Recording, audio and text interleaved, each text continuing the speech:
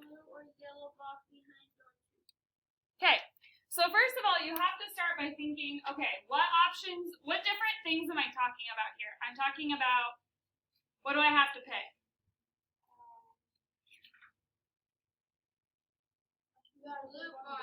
I gotta pick a door, and then I have to pick a box color, right? Door 2. So how many options do you have for doors? 3. What are they? Door 1. Door 1. And they have 3 in it. And then Door 2, and then door 3, they have also 3 in it. So 9 options. door 3. Okay? So first of all, you have to pick a door. Then after I pick door 1, what other options do I have to pick? Blue box. A box, right? What color boxes do I have? Blue, red. Red, yellow, Oh, snap. blue. Red and yellow. Okay? If I picked door 2, what options do I have to pick for a box? Red, yellow, blue. If I pick door 3, what options do I have for a box? Okay, so you have to pick a door, and then you have to pick a box. Okay? So they wrote it out as a list form. So here, this would be my door 1 box or red box, door 1 yellow box, door 1 blue box, door 2, and so on. So they wrote it out as a list, which is what we did here. We just did it in tree diagram form. Okay? Do you have a question? That's okay. You have probably a newer version than what I do. Okay? No, ours aren't different. Okay, so back to what matters. So it says, what is the probability that the prize is yellow or blue behind door 2?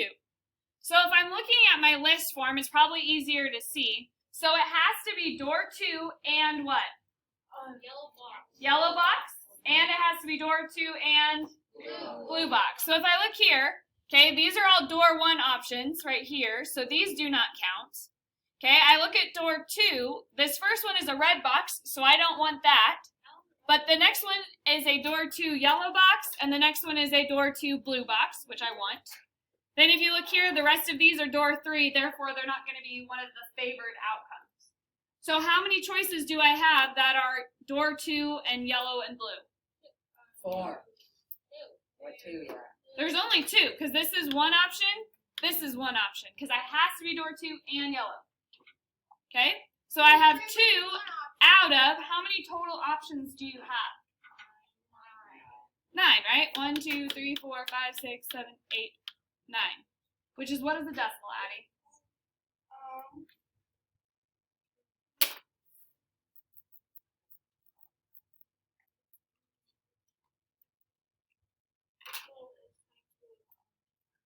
22 hundredths, which is the same as 22%.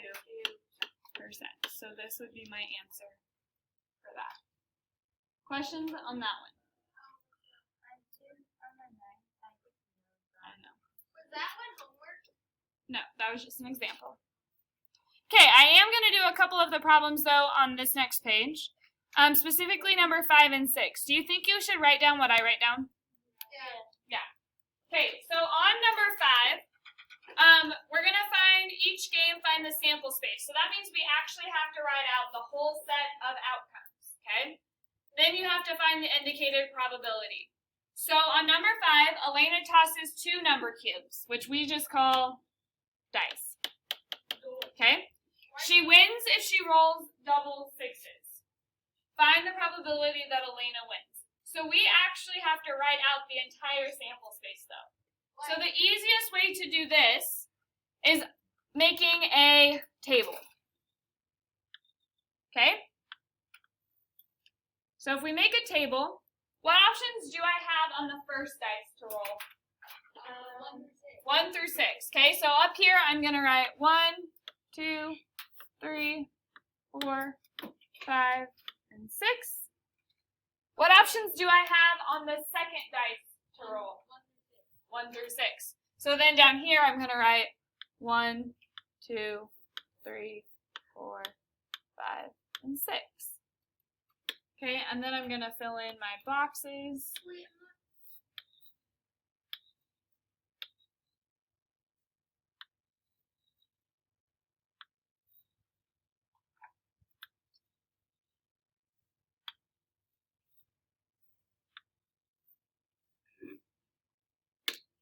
red and blue.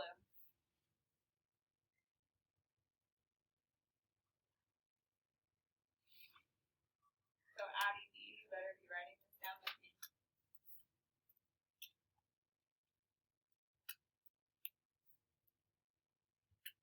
Guys, you need to make sure that you start writing it as soon as I start writing it. Otherwise, you get behind because you're playing catch up to me because I move on. Okay? I wait for the majority of students to get done when they start writing what I start. But if you don't start at the same time I start, you're going to be playing catch up because I'm not just going to sit there and wait for you.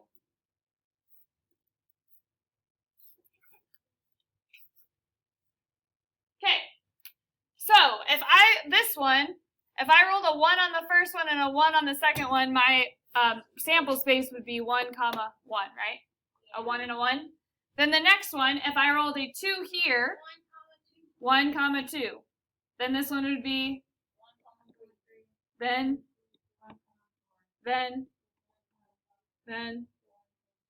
Okay, so then my next row would be, and then you guys can go ahead and just fill those in on your own.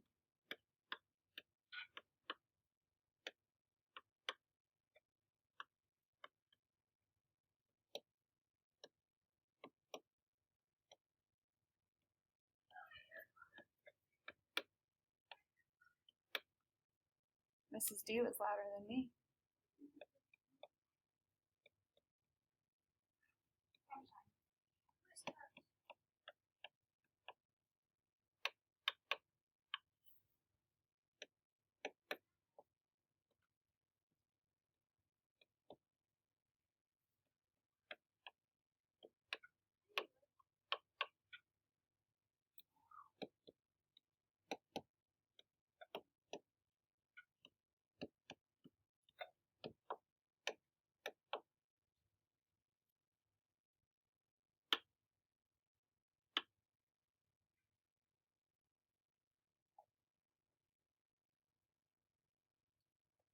All right, so that is your sample space once you get that chart filled in. When you get your chart filled in, stand up.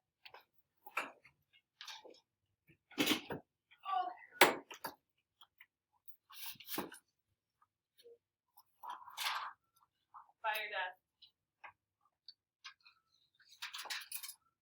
What was it? Geography grade?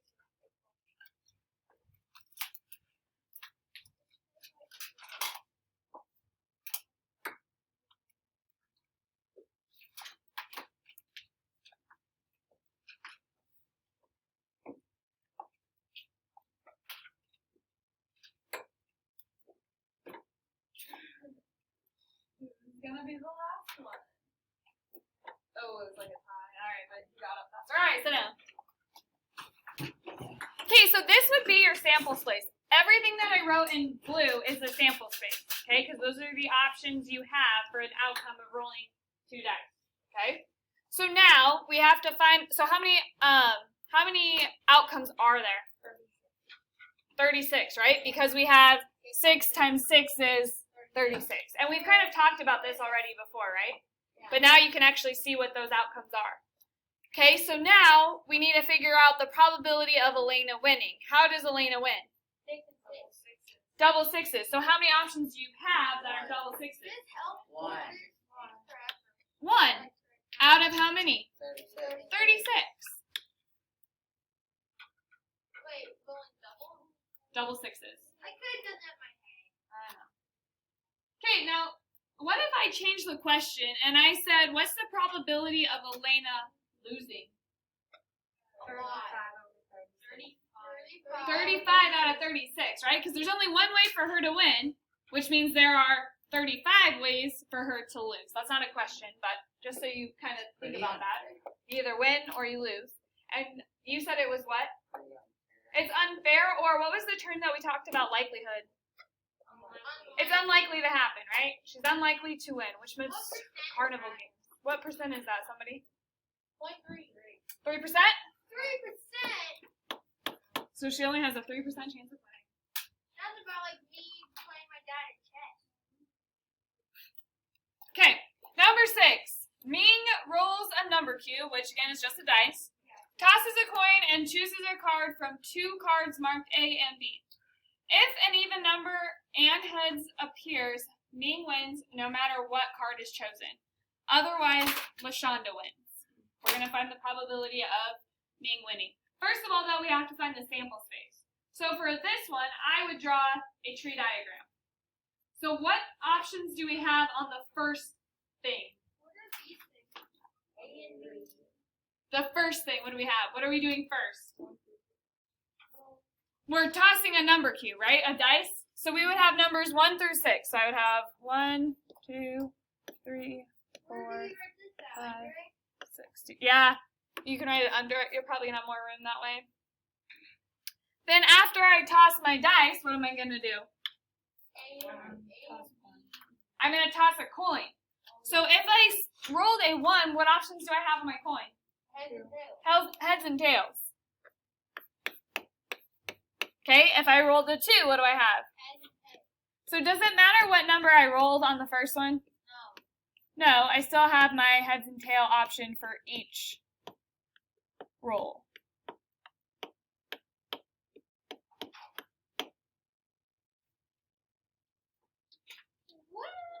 Why didn't you write underneath? Because I didn't think I'd have a problem. Okay, now I rolled my dice. I flipped my coin. What else do I have? Draw a card marked A and B. So if I rolled a 1 and I flipped and landed on heads, what choices do I have for my card? A and B. A, B. What choices do I have if I got a 1? Flip tails. What do I have? So again, is it going to matter? No, I'm still going to have A and B choices. Yep.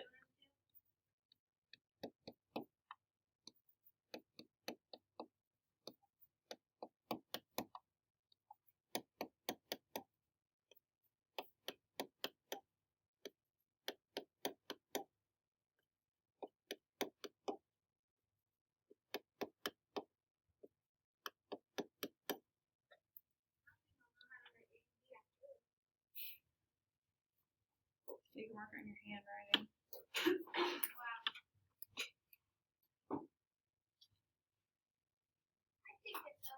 Okay, so this would be our sample space. So 1 heads A is a sample space because that's one option, right? Then I could have landed on 1 tails A. Oh my god. 1. So how many total options do I have? Trillion. Count them. How many options do you have? 1, 2, 3, 4, 5, 6, 7, 8, 9, 10, 11, 12, 14, 15, 16, 17, 18, 19, 20, 22, 23, 24. Right? I think Carter used the lesson that we're going to do next week. Questions about that part? So we know that there are 24 total outcomes. Okay? How do we figure out, how does Ming win? Even number and heads. Okay, so if I look up here, do I have to worry about any with the 1s? No, because 1 is not an even number. Okay, so then I look at 2. It also has to be what?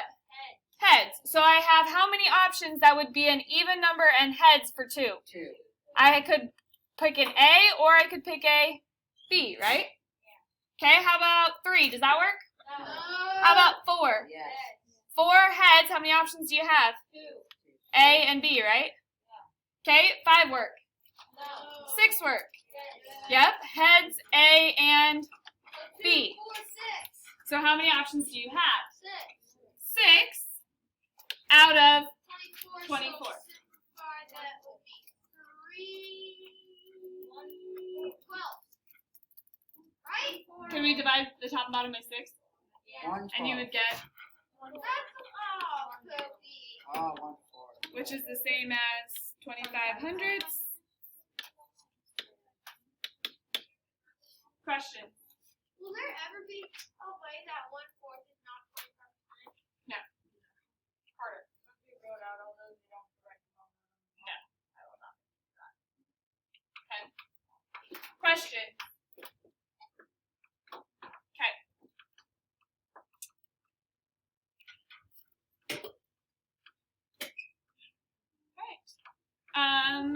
Your assignment is going to be on a worksheet.